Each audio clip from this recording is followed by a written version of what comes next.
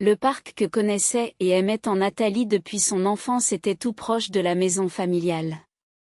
La maison où elle avait grandi se trouvait à quelques pas de cet endroit, un lieu d'attraction éternelle pour tous les enfants du quartier. Nathalie avait un grand frère, Alexandre, qui, lorsqu'il devait s'occuper de sa petite sœur, préférait l'emmener au parc. Il la faisait asseoir sur un banc, lui interdisait de bouger et s'en allait vaquer à ses occupations de garçon. Nathalie, obéissante, restait là où on l'avait laissée, tournant la tête avec curiosité, un comportement inhabituel pour une fillette de 5 ou 6 ans. « Mais je ne l'ai pas laissée toute seule », criait Alexandre, pris en flagrant délit par leurs parents. « Elle est juste là, à respirer l'air frais. » Après avoir reçu une réprimande, Alexandre répétait ses méthodes éducatives, si bien qu'à l'âge de 10 ans, tous les bancs du parc étaient devenus familiers pour Nathalie, qu'elle connaissait dans les moindres détails. En grandissant et en échappant à l'emprise de son frère, Nathalie commença à explorer le parc et toutes ses merveilles. Même sans argent pour les manèges, elle aimait s'asseoir sur ces mêmes bancs, inchangés, balançant ses jambes de plus en plus longues au fil des ans, tout en écoutant le doux bruit apaisant du parc. Devenue adulte et ayant quitté l'appartement familial pour son propre logement, elle revenait parfois dans son quartier d'enfance, désireuse de rendre visite à ses parents, mais aussi de retrouver les lieux de son enfance, comme on rend visite à de vieux amis fidèles. Après tout, il ne lui fallait que quelques minutes à pied pour rejoindre le parc. Ce jour-là, après une longue journée de travail, Nathalie, à sa grande surprise, tourna sa voiture dans une direction opposée à celle de son domicile.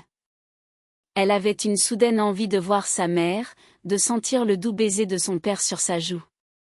À sa grande surprise, personne ne répondit à la sonnette de la porte. Elle appuya plusieurs fois sur le bouton, mais n'entendit pas les pas précipités de ses parents derrière la porte. « Oh, Nathalie, c'est toi ?» Au lieu de la porte de l'appartement familial, c'était celle d'en face qui s'ouvrit. Une voisine âgée, qui avait toujours été une ennemie de son frère, se tenait là, un sourire forcé sur le visage. Elle plissait les yeux, comme si elle doutait de l'identité de Nathalie. « Bonjour, tante Marie », balbutia Nathalie, comme dans son enfance. « Je suis venue voir mes parents sans prévenir, mais ils ne sont pas là. »« Vous savez où ils sont ? » ?»« Bien sûr que je sais, » hocha la vieille dame. « Ils sont partis à la campagne. Ta mère a dit qu'il fallait ramasser les carottes avant les pommes, car ton frère doit venir demain. » Elle éclata de rire, son corps tout entier tremblant de malice, tandis qu'un petit chien, avec des pattes aussi fines que celles d'une araignée, aboyait de manière désagréable en bas des escaliers. « Mais Alexandre ne ramène pas des légumes pour lui, c'est pour les enfants, » rétorqua Nathalie, vexée pour son frère. « Vous avez oublié, il a 3 enfants. Ils adorent les pommes et les carottes de leur grand-père. » En parlant de ses neveux, un sourire involontaire apparut sur le visage de Nathalie. Son frère, encore étudiant à l'époque, avait lancé une sorte de programme démographique, mettant au monde 3 garçons bruyants et en bonne santé. Le plus âgé avait maintenant 19 ans, tandis que les plus jeunes étaient encore au lycée. À la mention d'Alexandre et de sa bande, comme on les appelait dans leur ancien immeuble, le visage de tante Marie se déforma. Il était évident que les frasques d'Alexandre à l'encontre de la voisine, qui ne laissait pas les enfants tranquilles, la hantaient encore. « Oui, ton frère a bien fait des héritiers. J'espère qu'ils ne sont pas aussi turbulents que lui à l'époque, » acquiesça-t-elle. « Dieu merci, ils ne vivent pas ici. » Puis, avec un sourire moqueur, elle continua, « Et toi, Nathalie, tu es toujours célibataire ? Tu es plus jeune qu'Alexandre de 2 ans, voire plus. Pourquoi es-tu en retard par rapport à lui ? Tu as peur qu'il n'y ait pas assez de pommes pour tes enfants après les siens ? Fais attention, Nathalie, tu pourrais te retrouver à court de temps. » Elle se mit à rire, accompagnée par les aboiements du petit chien. « C'est bien pour un homme de cet âge de vivre seul, mais pour une femme, ça devient un peu indécent, comme s'il y avait un défaut en toi. » Nathalie avait envie de répliquer avec des mots durs, mais, Élevée dans le respect des aînés, elle se tut et rougit, comme à l'accoutumée. En fouillant dans son sac, elle réalisa qu'elle n'avait pas la clé de l'appartement de ses parents. « Eh bien, excusez-moi, je dois y aller, » murmura-t-elle à la voisine avant de descendre rapidement les escaliers, suivie par les aboiements stridents du petit chien, qui résonnait dans le hall vide. Une fois dehors, elle s'assit sur un banc et pressa ses mains contre ses joues brûlantes. « Quelle idiote, » se dit-elle, cette habitude de rougir dès que quelqu'un aborde ce sujet. Quand vais-je cesser de réagir ainsi aux remarques de ces vieilles dames, de ces personnes sans tact? Elle était agacée par elle-même. Pourquoi tout le monde semblait s'intéresser à sa vie personnelle et à son absence d'enfant? À 35 ans, une femme devait-elle vraiment être entourée d'enfants comme un sapin de Noël décoré? Si quelqu'un choisissait de vivre pour soi, sans courir partout pour des réunions de parents, sans crier sur des enfants faisant leurs devoirs, cela le rendait-il moins valable, même aux yeux de vieilles dames comme Marie? Déçue par ses propres pensées, Nathalie se leva et se dirigea vers le parc. Le vieux parc se moquait éperdument du nombre d'enfants que Nathalie avait ou de sa capacité à fonder une famille à 35 ans, comme la société l'attendait d'elle. À son arrivée, le parc l'accueillit avec le bruit des manèges, les cris des enfants jouant et la fraîcheur sous les vieux arbres étendus. Après la chaleur de la ville, qui avait brûlé ses sandales sur le bitume et lui avait donné mal à la tête, l'ombre des allées du parc lui parut être un véritable paradis. Les bruits stridents de la circulation et les voix humaines qui l'entouraient durant la journée s'évanouirent. Elle se sentit comme si elle avait été enveloppée d'un capuchon, étouffant tout ce qui était désagréable et fatigant. Respirant l'air étonnamment pur de la ville, elle s'assit sur un banc et observa les ombres des vieux arbres s'allonger au crépuscule. La journée avait été longue et chaotique. Nathalie se déchaussa avec plaisir, laissant ses pieds se reposer. Elle aurait aimé rester ainsi jusqu'au soir, puis rentrer chez elle, manger une assiette de son plat préféré, le risotto de sa mère, et s'effondrer sur le vieux canapé, se réveillant en tant que petite fille insouciante, attendant l'école, l'angoisse des mathématiques qui autrefois lui semblait insupportable, mais qui était désormais un amusement. Les potins avec ses amis, les taquineries avec les garçons de sa classe, les cours de dessin, les disputes sans fin avec Alexandre. Tout cela lui semblait maintenant merveilleux et désirable. Un enfance insouciante, où il n'y avait pas de place pour les nuits sans sommeil, les inquiétudes avant des rencontres importantes, les réflexions angoissées sur ce qu'il fallait porter et dire, comment ne pas prendre de poids et ne pas être en retard. Et surtout, il n'y avait pas cette question terrible que tout le monde, y compris elle-même, se posait depuis un certain temps. Pourquoi, dans sa vie, tout semblait si réussi, si parfait, sauf pour ce qui comptait vraiment, son bonheur personnel. C'est alors qu'une rencontre inattendue, comme si elle avait été orchestrée pour illustrer ses pensées sombres, se produisit. Nathalie, entendit-elle une voix féminine claire et chaleureuse. Une femme âgée, poussant une poussette avec un bébé endormi à l'intérieur, s'approchait en souriant. « Irina, bonjour », s'exclama Nathalie en se levant pour saluer son ancienne professeure de littérature. « Que fais-tu ici, dans notre quartier ? Tu es probablement venue voir tes parents ?» La femme sourit chaleureusement. « Oui, je suis passée les voir, mais ils sont partis à la campagne. Je suis donc venue ici par nostalgie pour me reposer un moment. »« Oh, comme je suis contente de te voir, » répondit Irina en mettant un doigt sur ses lèvres, faisant signe à Nathalie de parler doucement. « Il vient juste de s'endormir, c'est un petit garçon très agité, il ne dort que dehors. » Elle éclata de rire silencieusement. « Et qui est-ce ? » demanda Nathalie en regardant dans la poussette. « C'est mon petit-fils, Pacha, le plus jeune. Ma fille Olga a déjà 3 enfants et me les confie. » Irina rit à nouveau doucement. « Tu te souviens d'Olga, n'est-ce pas ?» Nathalie se souvenait bien d'Olga, la fille d'Irina, qui était 2 ans plus jeune qu'elle. Elle n'était pas particulièrement belle ni d'un caractère angélique. Son seul talent à l'école, malgré le fait que sa mère soit enseignante, était de lancer le ballon de volley-ball avec force, ce qui lui avait permis de passer d'une classe à l'autre grâce à ses compétences sportives.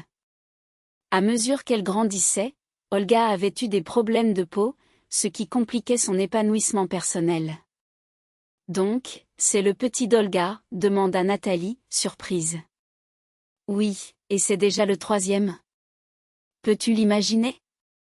Je leur dis souvent à Olga et à Victor, mon gendre, il est temps d'arrêter, vous savez. Mais ils rient. Pour eux, la vie est un jardin, et les enfants en sont les fleurs. Irina riait encore, montrant sa fierté pour sa fille et son gendre, tout en les taquinant sur leur fertilité. Déjà le 3e hocha la tête Nathalie. C'est bien qu'Olga soit heureuse. Et vous aussi, je le vois. Oui, je ne peux rien dire. Mon bonheur est constant. Quand l'un s'endort, l'autre se réveille. Ici, c'est un endroit idéal pour les enfants, tu sais. Te souviens-tu de Valérie Choukina? Elle. Irina, l'ancienne enseignante, se remémorait avec amusement ses anciens élèves. Tu te souviens de Valérie Choukina? Elle a eu des jumeaux il y a quelque temps. Et Grisha Luquin, toute l'école pleurait pour lui. Regarde-le maintenant, il a pris du ventre, se promène main dans la main avec ses filles, et il me salue comme si jamais il ne m'avait collé de la colle sur ma chaise. Elle essuya les larmes de rire qui lui montaient aux yeux. Et Alex, comment va-t-il? Demanda-t-elle, un sourire nostalgique sur les lèvres. Je me souviens encore de ce moineau qu'il avait mis dans mon tiroir. J'ai failli avoir une attaque ce jour-là. Tout va bien pour lui, répondit Nathalie, un brin de fierté dans la voix. Il a monté sa propre entreprise. Et en ce qui concerne sa vie de famille, il ne reste pas en reste non plus. Il a déjà 3 garçons. Eh bien, c'est un bon garçon, acquiesça Irina. Et toi, ma chère Nathalie, comment vas-tu? La question flottait dans l'air, pesante. Irina ne voulait pas blesser son ancienne élève, mais le constat était là, Nathalie était toujours seule, sans famille ni enfant. Une pensée intrusive traversa l'esprit de Nathalie, et quelle importance cela a-t-il? Je suis bien, je suis directrice du département juridique d'une grande entreprise. Je suis même allée en France récemment. Elle soutint le regard d'Irina avec défi. Il était évident qu'Irina ressentait une certaine gêne. Elle jeta un coup d'œil à son petit-fils endormi dans la poussette, puis se leva précipitamment. Eh bien, Nathalie, ça m'a fait plaisir de te voir. Passe le bonjour à ta famille de ma part. Je dois y aller. Je te souhaite le meilleur. Nathalie aurait voulu lui souhaiter du bonheur dans sa vie personnelle, mais les mots restèrent coincés dans sa gorge. Elle se sentait blessée par le regard compatissant d'Irina et par la gêne palpable qui s'était installée entre elles. Était-elle vraiment perçue comme une ratée, quelqu'un qui n'avait aucune chance de connaître le bonheur? Elle, qui avait réussi à bâtir une carrière, à avoir son propre appartement et sa voiture, à voyager dans plusieurs pays? Elle se laissa tomber sur le banc, frustrée, écoutant le rire léger des enfants qui jouaient à proximité, un son qui évoquait des souvenirs d'innocence et de bonheur. Le long jour d'été s'évanouissait lentement, comme si le soleil se retirait derrière les arbres du parc. Nathalie ferma les yeux, se laissant porter par la tranquillité du soir. Elle se remémora le jour où sa famille avait emménagé dans un nouvel immeuble, un bâtiment flambant neuf qui sentait la peinture fraîche. Alex n'avait pas encore 2 ans, tandis que Nathalie, encore bébé, était allongée dans son berceau, jouant avec ses petites mains. Leurs parents, jeunes et brillants médecins, étaient rapidement devenus les chouchous du quartier. Tu sais, Sacha est maintenant chirurgien à l'hôpital local, toujours aussi mince et débordant de travail. Et Olga, elle s'occupe bien des enfants, toujours propre et bien nourrie, disaient les voisins avec admiration. Alex et Nathalie grandirent ensemble, intégrés dans la joyeuse bande de gamins du quartier. Ils apportaient joie et tracas à leurs parents, tout comme tous les autres enfants. Alex, en particulier, devint rapidement le plus grand de sa classe, capitaine de l'équipe de basket, vainqueur de nombreuses compétitions mathématiques. À 15 ans, il était devenu une véritable star de l'école, avec un visage séduisant, une peau impeccable et des yeux pétillants. Son caractère était à la hauteur de son apparence. Il était déterminé, audacieux, et ne manquait jamais de confiance en lui. En ce qui concernait les filles, il avait choisi une stratégie infaillible, les ignorer. Cela ne faisait qu'attiser l'intérêt des plus belles filles de l'école. Nathalie, en revanche, se sentait souvent effacée à côté de son frère. Bien qu'elle fût jolie, elle manquait de l'assurance qui le caractérisait. Ses notes n'étaient pas aussi brillantes que celles d'Alex, et elle se bloquait souvent lors des examens, incapable de montrer tout son potentiel. Elle se tenait souvent en retrait, préférant les activités discrètes et solitaires, comme dessiner ou lire. Dans son esprit, elle s'imaginait vivre des vies extraordinaires. Elle se voyait gagnante des Jeux Olympiques, décorée de médailles d'or, ou actrice dans le film le plus regardé de l'année, acclamée par des foules admiratives. Ses rêves, elle ne les partageait avec personne, c'étaient ses secrets, ses échappatoires. Malgré leurs différences, Alex et Nathalie entretenaient une belle relation. Alex était protecteur envers sa sœur, tandis qu'elle le taquinait sur ses succès, qu'ils soient réels ou non. Un jour, Alex décida de prendre sous son aile un camarade de classe, Jenna, qui vivait dans le même immeuble. « Maman, voici Jenna.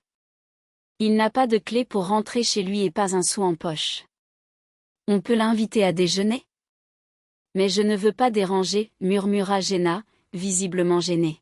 « Ne t'inquiète pas, il y a toujours assez de soupe, » répondit Alex avec un sourire éclatant, entraînant son ami vers la cuisine. La mère d'Alex, amusée, invita Jenna à entrer, apaisant ainsi la situation. Tout le monde connaissait l'histoire de Jenna, un garçon qui avait dû se battre pour sa survie depuis sa naissance, abandonné par sa mère mais élevé par sa grand-mère.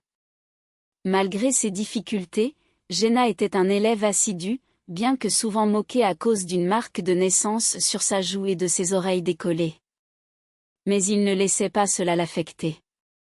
Ainsi, la vie continuait pour tous, entre rire et larmes, rêve et réalité. Jenna, un jeune homme d'une quinzaine d'années, était un élève brillant en informatique. Ses camarades de classe savaient qu'il était doué avec les ordinateurs et les logiciels, mais peu de gens connaissaient sa véritable passion, le dessin.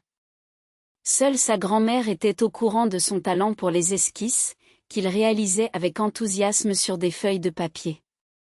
Malheureusement, Jenna n'avait jamais eu de propre ordinateur, et l'école d'art restait un rêve inaccessible en raison des difficultés financières de sa famille. Il portait souvent des vêtements usés, parfois même des habits que ses camarades reconnaissaient comme étant les leurs, ce qui lui valait des moqueries. Pourtant, il affrontait ces railleries avec une dignité surprenante.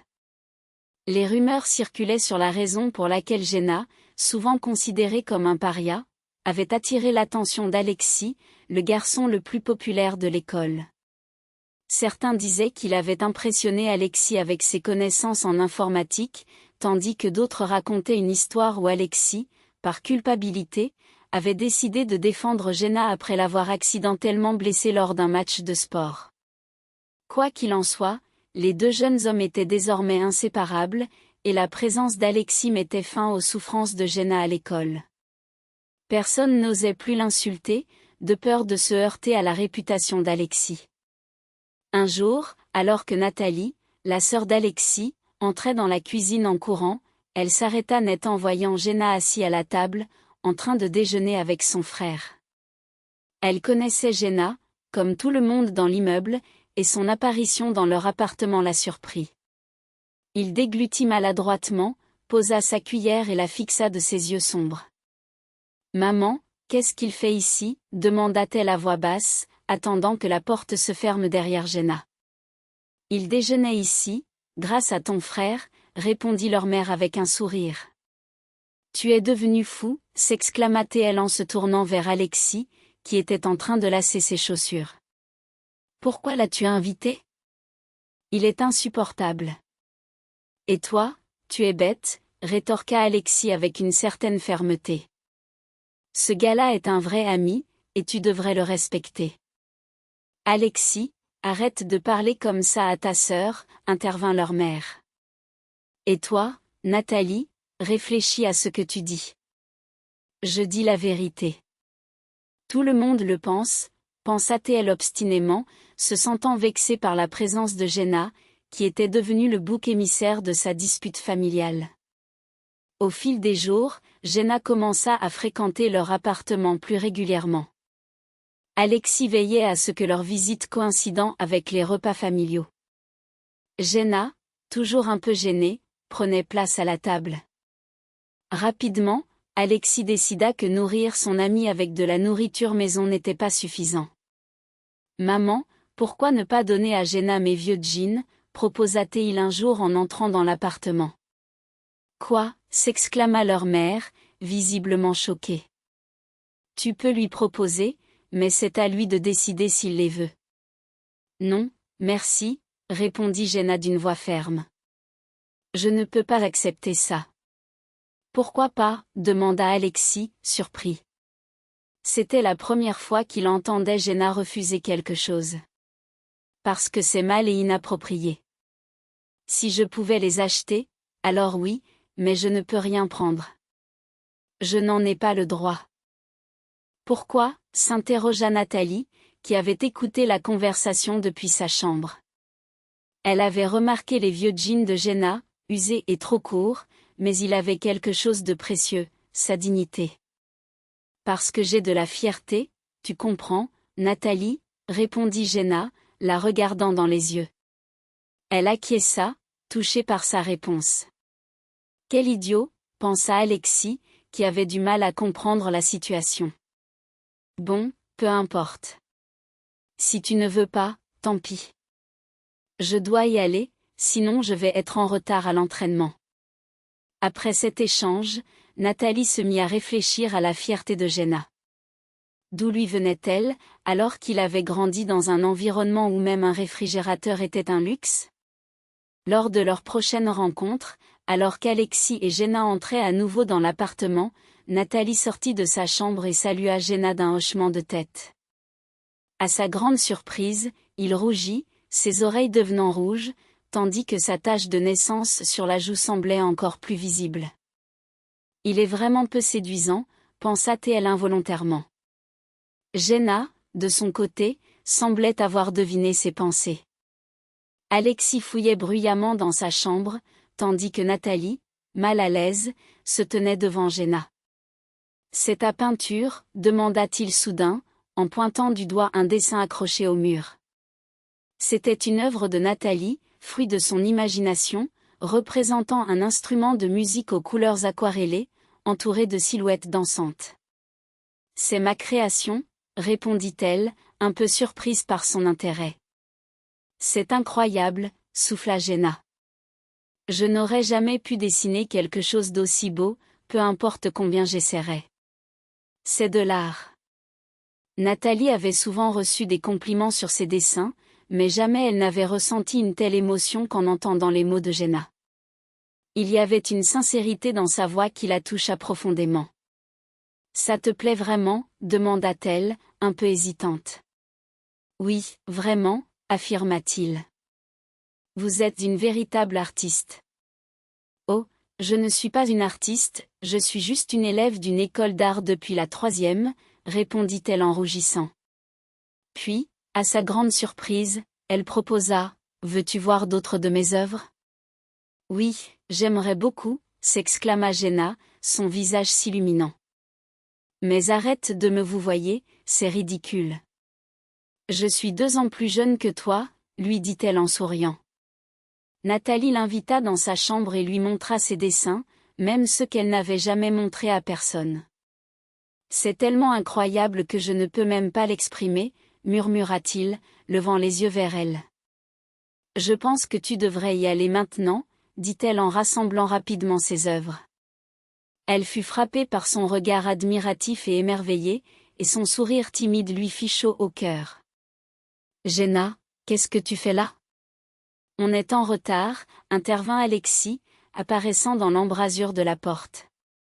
À ce moment-là, Nathalie aurait voulu embrasser son frère pour l'avoir interrompu.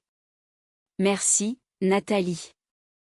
Je n'oublierai jamais ça, dit Jenna en se levant et en lui faisant un signe de tête. Au revoir. À bientôt, murmura-t-elle.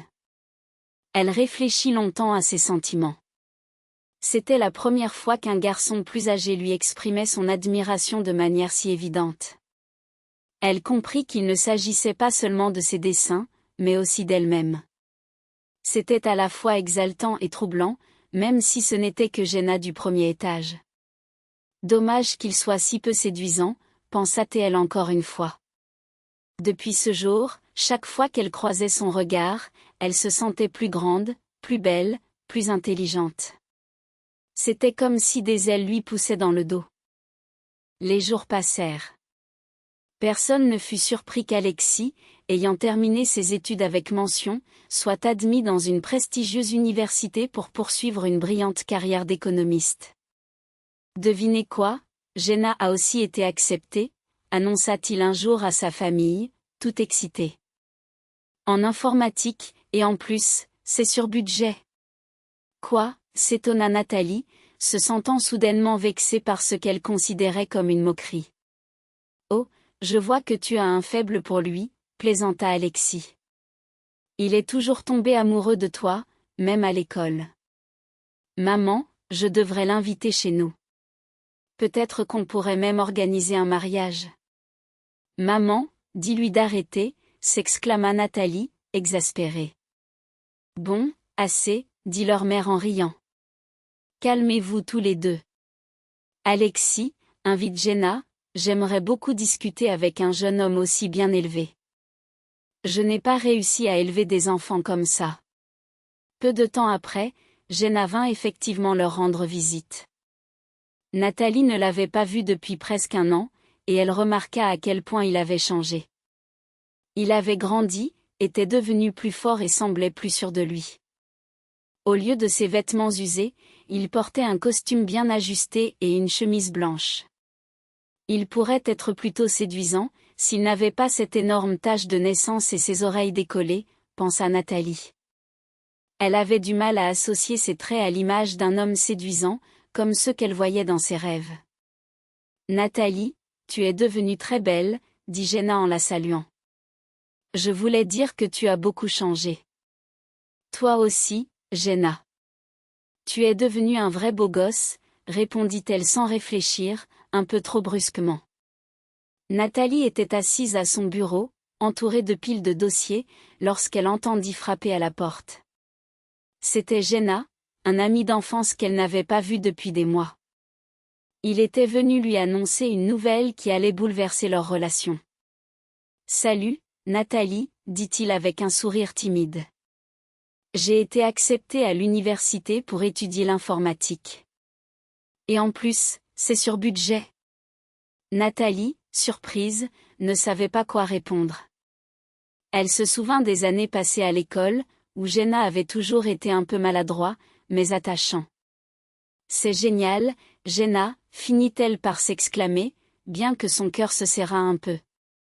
Elle se sentait vexée, comme si cette nouvelle avait d'un goût amer. Oh, je vois que tu as un faible pour lui, plaisanta Alexis, le frère de Nathalie, qui venait d'entrer dans la pièce. Peut-être que je devrais l'inviter à la maison. Qui sait, on pourrait même organiser un mariage. Arrête, Alexis, s'exclama Nathalie, exaspérée. Leur mère, amusée, intervint, calmez-vous tous les deux. Alexis, invite Jenna, j'aimerais beaucoup discuter avec lui. Peu après, Jenna se retrouva chez eux. Nathalie ne pouvait s'empêcher de le comparer à l'adolescent qu'elle avait connu. Il avait changé, il était devenu plus sûr de lui, portant un costume qui lui allait parfaitement. Tu es devenue très belle, lui dit-il en la saluant. Toi aussi, Jenna. Tu es devenu un vrai beau gosse, répondit-elle, un peu trop brusquement, se rendant compte de l'impact de ses mots. Les jours passèrent, et Nathalie se concentra sur ses études de droit. Elle avait choisi cette voie pour faire plaisir à ses parents, qui espéraient qu'elle suivrait leurs traces en devenant médecin. Maman, papa, vous savez bien que je ne suis pas faite pour ça. Je préfère travailler avec des papiers, avait-elle expliqué, tentant de les convaincre. Les années passèrent, et alors que ses amis se mariaient et fondaient des familles, Nathalie se retrouvait seule. Elle avait eu quelques relations, mais rien de sérieux. Ses amis, en particulier Tatiana, ne cessaient de lui présenter des hommes. « Pourquoi es-tu toujours seule ?» lui demandait Tatiana, perplexe. « Tu pourrais avoir n'importe qui. » « Je ne veux pas de n'importe qui, Tania. Je veux celui qui me fera ressentir des choses, répondit Nathalie avec un soupir. Tatiana, mariée et mère de 2 enfants, ne comprenait pas la position de sa meilleure amie. Tu sais, il y a une voyante qui pourrait t'aider. Elle a aidé des gens comme moi, proposa-t-elle un jour. Une voyante ? Tu plaisantes, s'exclama Nathalie, amusée. Non, je suis sérieuse. Elle a aidé une amie à trouver l'amour. Tu devrais essayer, insista Tatiana. Finalement, Nathalie céda et accepta d'accompagner Tatiana chez la voyante. La pièce était sombre, remplie de bougies et d'odeurs d'encens. La voyante, une femme à l'apparence mystérieuse, lui tendit un morceau de papier. « Voici un sort pour attirer l'amour, dit-elle d'une voix rauque. Nathalie, sceptique, prit le papier. Et comment ça fonctionne ? Il suffit de croire et d'attendre, répondit la voyante. Nathalie quitta la séance, amusée mais aussi intriguée. Elle glissa le papier dans sa poche, se promettant de ne jamais en parler à personne. Les mois passèrent, et alors qu'elle se promenait dans un parc un soir, elle se sentit soudain nostalgique. Elle s'assit sur un banc, perdue dans ses pensées. En fouillant dans ses poches, elle tomba sur le papier de la voyante. Pourquoi ne pas essayer, se dit-elle, un brin de folie dans l'air. Elle se leva, cherchant un croisement dans le parc. Elle trouva un endroit où 2 chemins se croisaient, avec un sourire, sortit ses pièces de monnaie. 13 pièces, c'est ça, murmura-t-elle en les tenant dans sa main. Elle les jeta au sol et récita le sort à voix haute. Que le destin m'apporte celui qui est fait pour moi, termina-t-elle, un mélange d'ironie et d'espoir dans la voix. Elle se sentit soudain légère, comme si un poids avait été levé. Elle ne savait pas si cela fonctionnerait, mais elle avait fait un pas vers l'inconnu. Le lendemain, alors qu'elle se rendait à son travail, elle croisa Jenna dans la rue. Il avait l'air différent, plus mature. Ils échangèrent quelques mots, et Nathalie sentit un frisson parcourir son dos. « Je suis content de te voir, Nathalie. On pourrait se revoir un de ces jours, proposa-t-il, un sourire sincère aux lèvres. Oui, pourquoi pas, répondit-elle, le cœur battant. Peut-être que le sort avait fonctionné après tout. Peut-être que l'amour était plus proche qu'elle ne l'avait imaginé. Abonnez-vous à la chaîne de nombreux